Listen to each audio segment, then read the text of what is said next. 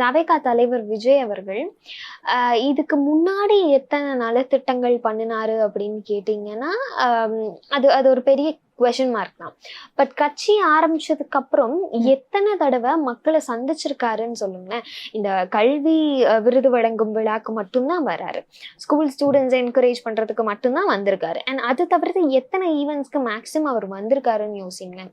And அதே மாதிரி வந்துட்டு கட்சி நிகழ்ச்சிகளுக்கும் இதுவரைக்கும் எந்த அடிமட்ட தொண்டனுமே அவர் சந்திக்கக்கூடிய வாய்ப்பே கிடைக்கல.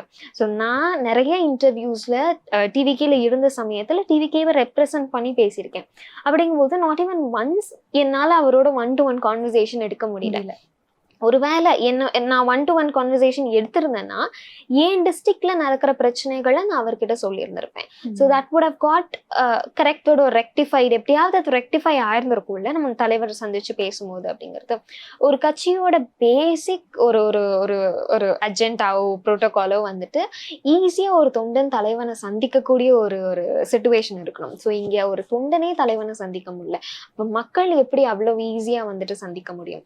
அவர் களத்துக்கும் வர மாட்டேங்கிறாரு. தொண்டர்கள் யாராவது அவங்களும் களத்துக்கு வர மாட்டேங்கிறாங்க. புதுசா யாராவது வந்துட்டு நாங்க போறோம் மக்கள் கிட்ட பேசுறோம் அப்படின்னு சொன்னாலும் அவங்களையும் விட மாட்டேங்கிறாங்க. ஸோ இந்த கட்சி வளர்றதுக்கான பாசிபிலிட்டிஸ் இல்லை இல்லையா?